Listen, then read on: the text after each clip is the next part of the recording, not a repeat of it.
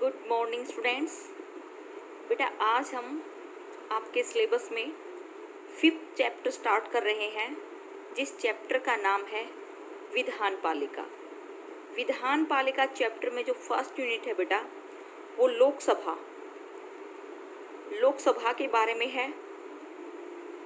आप सबको पता है कि संसद में 3 चीज़ें शामिल हैं, 2 सदन, लोकसभा और राज्यसभा, और तीसरा जो इसका अभिन्न अंग है वो है राष्ट्रपति।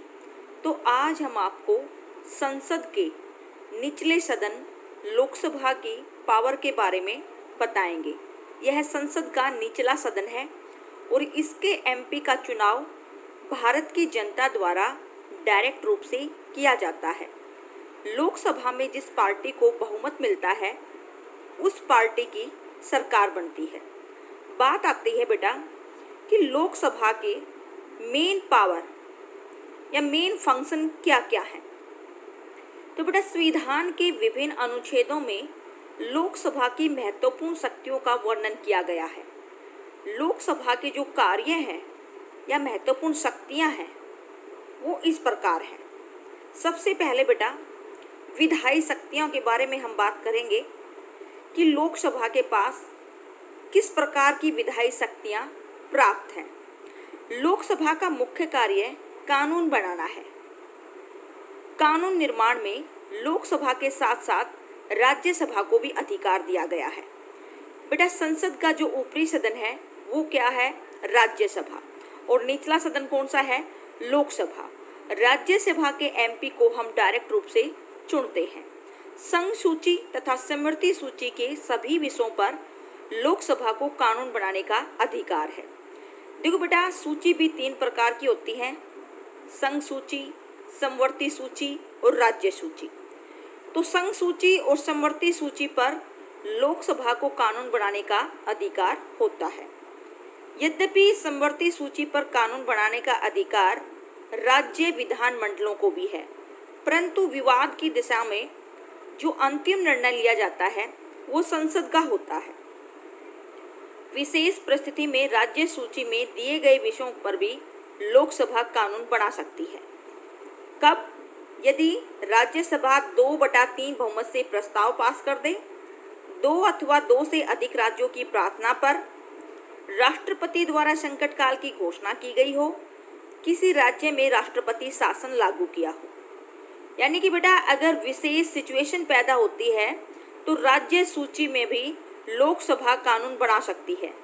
वो जिस सिचुएशन में बनाती है वो इस प्रकार बताए गए हैं कि या तो राज्यसभा उसको 2/3 बहुमत से पारित कर दे, या फिर 2 या 2 से अधिक राज्य मिलकर उससे प्रार्थना करें, या फिर संकट काल की बात हो। जैसे 3 धाराओं में संकट काल लगता है, धारा 352, धारा 356 और धारा 360। तो इस प्रकार राज्य सूची पर भी लोकसभा कानून बना सकती है, और वैसे संघ सूची और समवर्ती सूची पर तो कानून बनाती है। अब बात आती है बेटा विधायी शक्तियों के सिवा लोकसभा के पास राष्ट्रीय वित्त पर नियंत्रण कैसे होता है। बेटा राष्ट्रीय वित्तीय व्यवस्था पर लोकसभा को पूर्ण नियंत्रण प्राप्त है। धन विधेयक पहले लोकसभा में ही प्रस्तुत किया जा सकता है। बेटा वित्त से संबंधित विधेयक केवल लोकसभा में ही पहले प्रस्तुत किया जाएगा, न कि राज्यसभा में। राज्यसभा धन विधेयक को केवल 14 दिनों तक पास होने से रोक सकती है, यानी कि ज़्यादा से ज़्यादा वो इस पर 14 दिन तक रोक सकती है। इस तरह सरकार को धन देने तथा खर्च करने की स्वीकृति देने वाला सदन लोकसभा ही है। यानी कि वित्त से संबंधित कोई भी विधेयक पारित होता है तो वो इस सदन में होता है, लोकसभा में। लोकसभा मंत्रिमंडल द्वारा प्रस्तुत बजट को निरस्त कर सकती है, कम कर सकती है, परंतु उसे बढ़ा नहीं सकती। यदि सरकार का बजट निरंतर कर दिया जाए तो यह सरकार के विरुद्ध अविश्वास प्रस्ताव समझा जाएगा। ऐसी अवस्था में मंत्रिमंडल को त्याग पत्र देना पड़ेगा। यानी कि बेटा राष्ट्रीय वित्त पर किसका नियंत्रण है? लोकसभा का है। धन या वित्त से संबंधित कोई भी विधेयक है तो राज्यसभा में प्रस्तुत नहीं किया जाएगा, लोकसभा में प्रस्तुत किया जाएगा, क्योंकि लोकसभा सदन को संसद की वास्तविक शक्तियां प्राप्त हैं। ये इसकी दूसरी शक्ति है बेटा लोकसभा सदन की। पहली शक्ति विधायी हो गई कानून बनाने पर, दूसरी शक्ति वित्त पर नियंत्रण बनाए रखने के लिए है। तीसरी बेटा लोकसभा की शक्ति क्या है? कार्यपालिका पर नियंत्रण। किस पर? कार्यपालिका पर। जो सरकार का प्रथम अंग है कार्यपालिका, दूसरा अंग है विधानपालिका और तीसरा अंग है न्यायपालिका। तो लोकसभा कार्यपालिका पर किस तरह नियंत्रण स्थापित करती है? लोकसभा का मंत्रिमंडल पर पूरा नियंत्रण होता है। मंत्रिमंडल अपने कार्यकाल तथा कार्यों के लिए लोकसभा के प्रति जिम्मेवार हैं। लोकसभा के सदस्य मंत्रियों से प्रश्न तथा पूरक प्रश्न पूछकर, काम रोको प्रस्ताव पास करके, वेतन में कटौती करके तथा अविश्वास का प्रस्ताव पास करके उन पर नियंत्रण रखती है। मंत्री लोकसभा में बहुमत प्राप्ति तक ही अपने पद पर रहते हैं। बेटा जब तक जिस पार्टी को लोकसभा में बहुमत है तब तक ही मंत्री अपने पद पर बने रहेंगे। बहुमत समाप्त होते हुए अपने पद से त्यागपत्र देना पड़ता है। जब भी किसी पार्टी का बहुमत समाप्त हो जाता है या अविश्वास प्रस्ताव के माध्यम से सरकार को क्या करना पड़ता है? त्यागपत्र देना पड़ता है। लोकसभा मंत्रियों के विभागों की जांच पड़ताल के लिए समिति नियुक्त कर सकती है। इस प्रकार लोकसभा की मंत्रियों पर कड़ी निगरानी रहती है। यानी कि लोकसभा का जो मेन कार्य है वो क्या है? कार्यपालिका पर नियंत्रण स्थापित करती है। अगला जो लोकसभा का कार्य है बेटा वो क्या है? जुडिकल फंक्शन, न्यायिक। उससे पहले बेटा चुनाव संबंधित कार्य। लोकसभा के सदस्य अपने सदस्यों में से एक अध्यक्ष तथा एक उपाध्यक्ष का चुनाव करते हैं। इसके अतिरिक्त वे राष्ट्रपति और उपराष्ट्रपति के चुनाव में भाग लेते हैं। बेटा लोकसभा के जो सदस्य हैं वो अपने ग्रुप में से एक अध्यक्ष और एक उपाध्यक्ष का चुनाव करते हैं और इसके साथ ही वो राष्ट्रपति और उपराष्ट्रपति के चुनाव में भी भाग लेते हैं। लेकिन लोकसभा के वो सदस्य राष्ट्रपति और उपराष्ट्रपति के चुनाव में भाग नहीं लेते जिन्हें स्वयं राष्ट्रपति नॉमिनेट करता है। इसके अतिरिक्त बेटा लोकसभा का जो अगला कार्य है वो है न्यायिक कार्य। लोकसभा को राज्यसभा के समान ही राष्ट्रपति तथा उपराष्ट्रपति, सर्वोच्च और उच्च न्यायालय के न्यायाधीशों, महालेखक परीक्षक आदि पर महाभियोग तथा अन्य कार्रवाई द्वारा हटाने का क्या है? अधिकार है। राज्यसभा के दोषारोपण की जांच पड़ताल लोकसभा करती है। उन्हें दोषी पाए जाने पर कुल सदस्यों की संख्या की उपस्थिति तथा मतदान करने वाले सदस्यों के 2/3 बहुमत से प्रस्ताव पास करके उन्हें पद से हटा सकती है। ये उस पर क्या है? न्यायिक शक्तियां हैं। इस माध्यम से वह राष्ट्रपति को, सर्वोच्च न्यायालय के चीफ जस्टिस को, चीफ इलेक्शन कमीशन को हटा सकती है। अगली जो उसकी पावर है बेटा वो क्या है? Amendment in the constitution. संविधान में संशोधन करने का भी ताकत किसके पास है? लोकसभा के पास है। बेटा हमने एक बार जब संविधान के बारे में बताया था तो आपको बताया था कि संविधान में अब तक 126 बार संशोधन हो चुके हैं। कितनी बार? संविधान में 126 बार अमेंडमेंट हो चुके हैं। लोकसभा राज्यसभा के साथ मिलकर संविधान में संशोधन करती है। संविधान में संशोधन के लिए कुल सदस्य संख्या का बहुमत और उपस्थिति तथा मतदान करने वाले सदस्यों का 2/3 बहुमत अनिवार्य है। संवैधानिक संसाधनों के प्रति जो संवैधानिक संशोधन है, अमेंडमेंट है, उनके प्रति दोनों सदनों में मतभेद को दूर करने के लिए संयुक्त अधिवेशन बुलाने की व्यवस्था नहीं है। राष्ट्रपति को संवैधानिक संशोधनों के विषय में वीटो प्राप्त नहीं है। यानी कि किसके द्वारा किया जाएगा? लोकसभा में बहुमत के द्वारा किया जाएगा। अगली जो बेटा लोकसभा की शक्ति है वो क्या है? सदन के विशेष अधिकारों के उल्लंघन करने के विषय में शक्ति। लोकसभा को किसी भी ऐसे व्यक्ति को दंड देने का अधिकार है, चाहे वह सदन का सदस्य ही क्यों न हो, जो कि लोकसभा के किसी विशेष अधिकार का क्या करता हो? उल्लंघन करता हो। इस शक्ति के अधीन 15 नवंबर 1978 को लोकसभा की विशेष अधिकारों की समितियों ने श्रीमती इंदिरा गांधी को सदन के विशेष अधिकारों को भंग करने तथा उसका अपमान करने का दोषी ठहराया तथा उसको दंड के रूप में उसकी सदस्यता समाप्त करके उन्हें अधिवेशन के विसर्जन तक कैद में रखने का आदेश दिया था। अगली जो शक्तियां हैं बेटा वो इस प्रकार है। जो अगली विविध शक्तियां हैं बेटा, कि राष्ट्रपति की संकटकालीन घोषणा की स्वीकृति लोकसभा से ली जाती है। अगर राष्ट्रपति को संकट काल की घोषणा करनी पड़ती है तो इसकी परमिशन उसे कहाँ से मिलेगी बेटा? लोकसभा से मिलेगी। लोकसभा के परमिशन के बिना राष्ट्रपति संकटकालीन घोषणा नहीं कर सकता, जो वो 3 अवस्थाओं में करता है, धारा 352, धारा 356 और धारा 360। अगले क्या है? लोकसभा विभिन्न आयोगों की रिपोर्ट पर विचार करती है।